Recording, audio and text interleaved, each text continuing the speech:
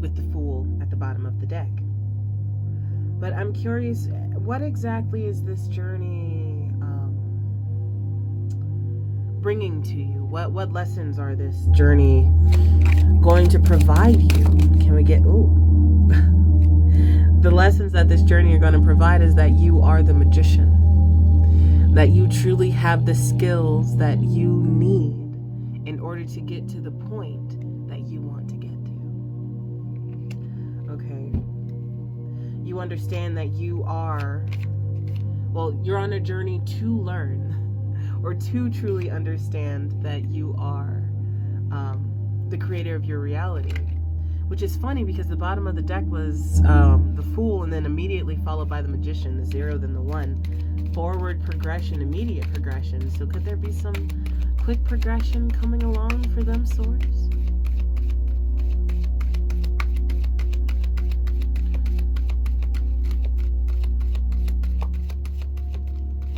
What do you have to say, Source?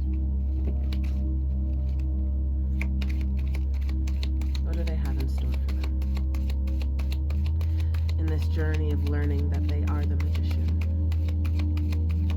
that they are the creator of their reality.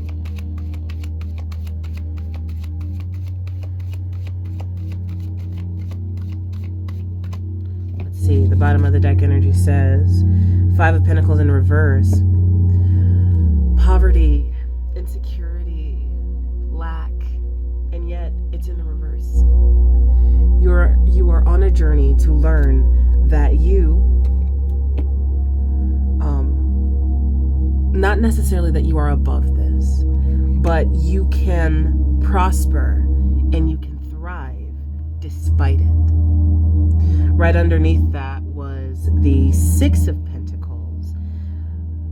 Poverty followed directly by gratitude and charity, giving. On a journey from being the one needing the help to being the one providing the help. Going from being the one needing the help to providing the help to those who need it just like you did. You're learning. I haven't got much to say. You're learning that you are deserving of these things, of the things that you desire, of the manifestations that you are calling to yourself. But first you must take the leap as the Fool and accept that you are the magician in your reality. Start playing around with the elements a little bit. Start venturing into yourself and seeing, not just in the way of shadow work or anything like that, but start seeing, okay, what grounds me? Look into your pentacles. What grounds you? What brings fire to you? What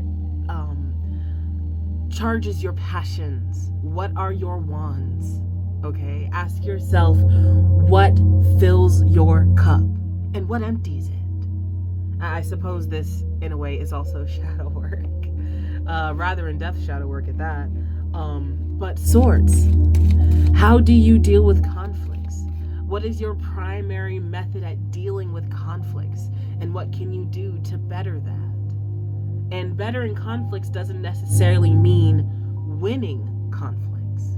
Getting better at conflicts is getting better at learning when to accept when to walk away, to accept when you are also wrong, to accept that you can be wrong, to accept that it's not necessarily about being right or wrong in the first place, but it's about communicating and understanding. Okay? So, let's see. What can really delving into each way the elements affect ourselves personally?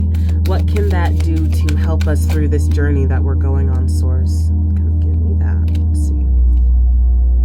It teaches you to listen to the inner voice with the High Priestess in reverse. It teaches you to listen to the inner voice that is whispering to you consistently. And yet, you find yourself trying to silence it out of fear. it teaches you to trust that voice and to listen to it. Knight of Cups, it teaches you to listen to your emotions and to follow them, to follow and understand them. This is a journey of true self-understanding, and figuring out just how you sit within each element can give you a good starting point to see where you can go from here, to see what point you need to get to in order to be what you want to be, or even, actually, even better, to accept you for who you are in this moment. What is keeping you from accepting yourself for who you are in this exact moment and alchemizing that? The magician, the alchemist, alchemizing that and turning it into your passions, or feeding it into your relationships, or learning lessons that, have been stubborn over the years. Anything else to say, Source? Back at the bottom of the deck is that Six of Pentacles. Back at the bottom of the deck. You don't have to give it all away. This isn't necessarily a lesson in learning to get everything that you want and then being so charitable and being so generous that you give it all away to someone else or others who, may need it, but you also need it. It's about that balance, right? Oh, there he is again. Page of Swords there, and the Fool's back. Oh, you couldn't see that. My bad. But the Six of Pentacles, you don't need to sacrifice yourself.